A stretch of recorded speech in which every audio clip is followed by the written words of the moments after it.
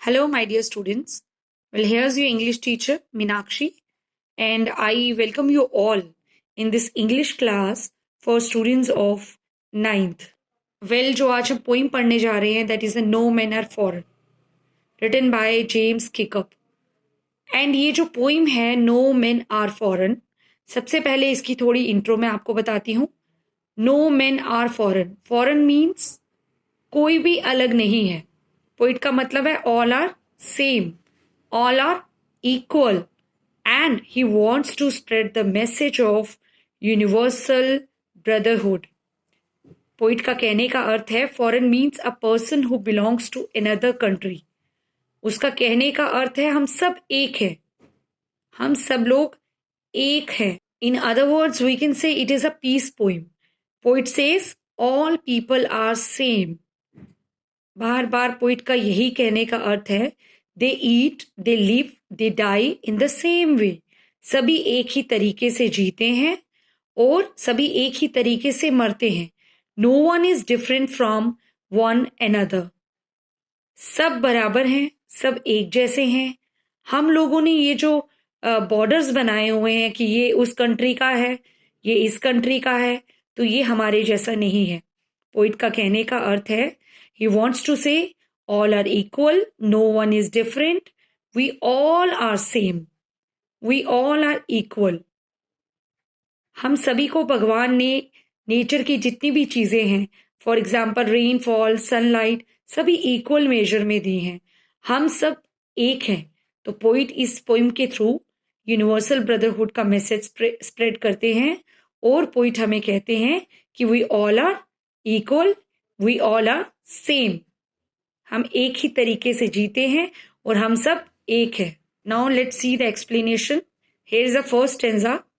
Remember no men are strange, no country is foreign, beneath under all uniforms a single body breathes. Like ours, the land our brothers walk upon is earth like this in which we all shall lie. कहता है no men are strange. Strange का मतलब है person जिसे आप जानते नहीं हैं, who is unknown for you, जिसे आप बिल्कुल नहीं जानते हैं, जो आपके लिए अजनबी है. अब पोइट कहता है नो कंट्रीज फॉरेन, मतलब जो हमने अर्थ के ऊपर जो हमने अलग अलग बॉर्डर्स बनाए हुए हैं अलग अलग देशों के, उनको हटा दिया जाए, उन बॉर्डर्स को हटा दिया जाए, तभी कोई भी कंट्री फॉरेन नहीं रहेगी. हम सबको एक ही समझेंगे. कोई भी आदमी स्ट्रेंज नहीं है, कोई भी कंट्री फॉरेन नहीं है. नंबर 1 मीन्स सब एक जैसे हैं, सब इक्वल हैं. अब पोइट कहता है beneath all uniforms. Uniform concept जो है ये पहनता है सोल्जर. आप सब जानते हैं सोल्जर हर एक कंट्री के अलग होते हैं. यहाँ देख सकते हैं यूएसए का सोल्जर, इंडिया का सोल्जर, जापान का सोल्जर, सब ने अपनी अपनी कंट्री की यूनिफॉर्म पहन के रखी है. पोइट का मतलब है इन सब यूनिफॉर्म्स के पीछे जो इंसान है वो एक है, जो ह्यूमन है वो एक है, वो सेम है. उसे भगवान ने एक ही तरीके से बनाया है, उसे भगवान ने सिमिलर वे में बनाया है. Like ours the land our brothers walk upon, earth like this in which we all shall lie. अब पोइट कहने का मतलब है ही वॉन्ट्स टू से सब सोल्जर्स आर ब्रदर्स. इस धरती पे हम चलते हैं, इसी धरती पे हम सब दफन हो जाएंगे. We all shall lie. When a person dies, he is put in a grave. जब एक आदमी मरता है उसको दफना दिया जाता है, उसे ग्रेव में डाला जाता है. तो इसी तरीके से पोइट के कहने का मतलब है कि हम सब इसमें ही दफना दिए जाएंगे. In this stanza, poet wants to tell us no men are strange, no country is foreign. कोई भी स्ट्रेंज नहीं है, कोई भी देश अलग नहीं है. हम सब लोग एक हैं, सभी एक ही हैं, सभी एक ही मिट्टी से जन्मे हैं, एक ही मिट्टी, इसी मिट्टी में हम सब दफन हो जाएंगे. और सभी लोग आपस में जो इस धरती पे चलते हैं भाई हैं, और आपस में यही सब इसी ग्रेव में दफना दिए जाएंगे, इसमें मर जाएंगे. Let us see the next stanza. They too aware of sun and air and water are fed by peaceful harvests, by war's long winter starved, their hands are ours, and in their lines we read, a labor not different from our own. In this stanza, they refers to those people who belongs to other countries. जिन्हें हम foreigners मानते हैं, उनके लिए दे use हुआ है. अब poet के कहने का मतलब है कि जो सूरज है, जो एयर है, हवा है, जो वाटर है, ये गॉड ने उन सबको एक जैसा दिया है. उन्हें भी वैसा दिया है, हमें भी वैसा दिया है. सूरज, हवा, पानी, ये भगवान ने हम सबको ये चीजें सभी बराबर की दी हैं. अब कहता है पोइट कि पीस के टाइम पर वह लोग जब खेती करके, उस टाइम जब कोई लड़ाई नहीं होती, वॉर नहीं होती, आराम से चैन की जिंदगी जीते हैं और नेचर की दी हुई चीजों को खाते हैं और जिंदगी आराम से बसर करते हैं पीस के वक्त. यहाँ पोइट ने वॉर को विंटर के साथ कंपेयर किया है. और आप सब जानते हैं हमारी तरह वॉर के टाइम और विंटर के टाइम जब खाने की कमी हो जाती है, तो पोइट कहते हैं कि सिमिलरली इसी तरीके से ये जो फॉरेनर्स हैं, ये भी दूसरी कंट्रीज जितनी भी हैं, वहाँ के जितने भी लोग हैं जिन्हें हम फॉरेनर्स मानते हैं, वो भी इस टाइम स्टार्व करते हैं, वो भी इस टाइम भूखे रहते हैं, उन्हें भी खाना नहीं मिलता. तो पोइट के कहने का अर्थ है कि foreigners and we are same. वो भी, हम भी सेम हैं. सनशाइन, एयर, वाटर उन्हें भी मिलती है. पीस के वक्त उन्हें भी जो जो जैसा वो रहते हैं वैसे ही हम रहते हैं. वॉर के टाइम, विंटर के टाइम, ठंड के टाइम भूख से वो लोग भी मरते हैं. अब कहता है their hands are ours and in their lines we read, a labour not different from our own. अब पोइट के कहने का मतलब है उनके हाथ हमारी तरह मेहनत करते हैं. जैसे हम करते हैं वैसे ही वे मेहनत करते हैं. लेबर, इट मीन्स मेहनत करना. जिस तरीके से हम मेहनत करते हैं वो भी मेहनत करते हैं. फॉरेनर्स, ये एग्जाम्पल्स देके पोइट हमें बताना चाहते हैं कि हम लोगों में और दूसरी कंट्री के लोगों में बिल्कुल भी.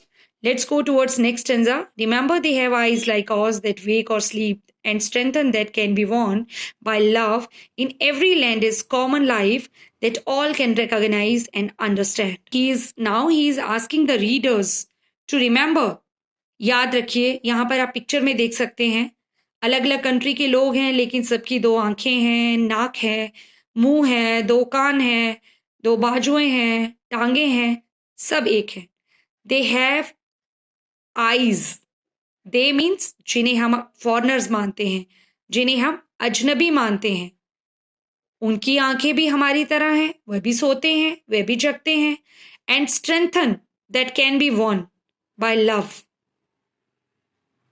पोइट वॉन्ट्स टू से उनको भी भगवान ने ऐसी ताकत दी है जिसे हम प्यार से जीत सकते हैं. अगर हम प्यार करते हैं और प्यार से हम किसी को भी अपना बना सकते हैं. In every land is common life that all can recognise and understand. He says हर लैंड, हर कंट्री में कॉमन चीज है लाइफ. लाइफ का मतलब है all the things that are living. कहीं भी चले जाओ कॉमन चीज है. ह्यूमन बीइंग्स और हम उनको पहचान सकते हैं, उनकी फीलिंग्स को समझते हैं, तो हम कभी भी आपस में लड़ाई नहीं करेंगे. पोइट के कहने का अर्थ है हमें एक दूसरे को समझना चाहिए, हमें एक दूसरे से प्यार करना चाहिए. In the next stanza poet says, let us remember whenever we are told to hate our brothers, it is ourselves that we shall dispossess, betray, condemn. Remember, we who take arms against each. Dispossess means dislodge, deprive, किसी चीज से किसी को वंचित करना. Betray means धोखा. Condemn means किसी की बुराई करना. पोइट कहता है हमें याद रखना चाहिए, whenever we are told, जब भी हमें कहा जाए अपने भाइयों से नफरत करो, किसी को एनिमी मानो. आप सब जानते हैं जब भी आप किसी को एनिमी मानते हैं तो आप उससे नफरत करते हैं. पोइट कहता है हमें अपने भाइयों से नफरत नहीं करनी है. It is ourselves that we shall dispossess, betray, condemn. कहता है whenever you pick up any weapon against anyone, जब भी आप जब किसी से नफरत करते हैं तो आप उसे मारने को उतारू हो जाते हैं। तो पोइट कहता है जब भी आप कोई वेपन उठाते हैं किसी के खिलाफ, तो रिमेंबर, याद रखिए, एक बात याद रखिए आप, कि आप अपने साथ नफरत कर रहे हैं, आप अपने साथ बुरा कर रहे हैं, अपने आप को हम धोखा दे रहे हैं, अपने आप से हम नफरत कर रहे हैं, अपने आप को हम किसी चीज से वंचित कर रहे हैं। जब हम किसी से लड़ाई करते हैं, जब दुश्मनी करते हैं, नफरत करते हैं, तो लड़ाई होती है, और जब लड़ाई होती है तो बहुत सी चीजें हैं जो हमसे छिन जाती हैं। तो पोइट के कहने का मतलब है कि हमें किसी से नफरत नहीं करनी है। Then he says, remember, we who take arms against, arms का मतलब हो गया बुलेट्स, बॉम्ब्स, गन्स, जो डिस्ट्रक्शन करते हैं। कहता है ये हम ही हैं, हम ही लोग हैं जब किसी के खिलाफ वेपन उठाते हैं तो इस अर्थ को हम गंदा करते हैं। अब next stanza, it is the human earth that we defile. Defile means make dirty, pollute, यानी कि गंदा करना, दूषित करना। Our hells of fire and dust, इसमें हमें पोइट ये कहता है, our hells of fire and dust outrage the innocence of air that is everywhere, our own remember, no men are foreign and no country is strange. अब poet कहता है जब हम वेपन उठाते हैं, किसी के खिलाफ कुछ वेपन उठाते हैं, तो इट मीन्स कि हम इस अर्थ को गंदा कर रहे हैं। हम जब किसी को गोली मारेंगे, कोई भी इंसान होगा, हम उसे मारेंगे, तो उससे हम अपने इन्वायरमेंट को पल्यूट कर रहे हैं। वार होती है तो वार से ब्लडशेड, आप जानते हैं कि जब भी वार होगी तो खून खराबा होगा, तो इससे हम अपनी अर्थ को, अपनी धरती माता को गंदा कर रहे हैं। Our hells of fire and dust outrage the innocence of air that is everywhere or on. Remember, no men are foreign and no country is strange. अब पोइट ये कह रहे हैं कि जो वार होती है उससे फायर होती है, ब्लडशेड होता है, तो हमें क्या करना है, उससे बहुत ज़्यादा डस्ट होती है, इन्वायरमेंट पल्यूट होता है। ये जो वार है ये हवा की प्योरिटी को एंड कर देती है, आउटरेज मीन्स एंड कर देती है। इन सब बातों से पोइट हमें कहते हैं कि we should not indulge in war, हमें वार में नहीं पड़ना है, हमें सब जगह शांति फैलानी है, हमें सभी से प्यार से रहना है, ताकि वार की कभी भी नौबत ना आए। फाइनली पोइट कहते हैं, remember, no man are foreign and no country strange. First line को उन्होंने यहाँ रिवर्स में लिखा है, no man are foreign and no country strange. वहां नो मैन आर स्ट्रेंज था, यहाँ फॉरेन हो गया, वहां नो कंट्रीज फॉरेन था, यहाँ स्ट्रेंज हो गया। कहते हैं ऐसा समझिए कि कोई भी अलग नहीं है, कोई भी फॉरेनर नहीं है, कोई भी कंट्री अजनबी है, सभी लोग एक हैं। We all are equal. बार बार पोइट का यही मैसेज है कि हम सब एक हैं। Now we will discuss literary devices. इस पोइम में कोई भी राइम स्कीम नहीं है, यू कैन सी यहाँ फॉरेन, ब्रीथ्स, अपॉन, लाई, कोई भी राइम स्कीम इसमें नहीं है। That is a literary device which I am going to discuss. कोई भी राइम स्कीम नहीं है। नेक्स्ट इसमें हमें अलिट्रेशन देखने को मिल रही है। It means repetition of consonant sounds in two or more closely connected words. Alliteration होता है repetition of sounds in two or more closely connected words. आप यहाँ पर देख सकते हैं body B, breathes B. बा साउंड दोनों में है. That is known as alliteration. Repetition of consonant sounds. Well, my dear students, that is all about this poem, No Men Are Foreign, written by James Kirkup. I have explained the stanzas, 5 stanzas. If you have any doubt concerning any stanza, so you can tell me.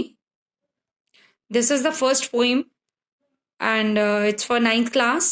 So, जो questions हैं, जितने भी questions इस poem के हैं, I will write all those questions and I will send you. Once again, at last, I want to discuss with you, I want to tell you one thing. एक थोड़ा सा conclusion में दे देती हूँ कि no men are foreign. James Kirkup का कहने का मतलब यही है कि कोई भी आदमी जो है वो फॉरेनर नहीं है, कोई भी जो कंट्री है वो फॉरेनर नहीं है, हम सब एक हैं. In this poem, the poet has spread the message of universal brotherhood. He wants to convey this message that all are equal, all are same, we all are sharing the same things God has provided us, God has given us, and we all are one under roof of God. No one is superior, no one is inferior, everyone is equal. हम सब एक हैं और हम सबको भगवान ने एक ही तरीके से बनाया है. तो इस पोइम का जो मेन मोटिव है, जो पोइम का जो पोइट है, he wants to lay stress on the unity, on equality. So this is all about the No Men Are Foreign poem. So you can watch this video and आप with the help of this video और अपनी book रखकर आप इसको अच्छे से study कर सकते हैं. फिर भी अगर आपको कोई डाउट होगा, so you can text in that WhatsApp group. Thank you everyone.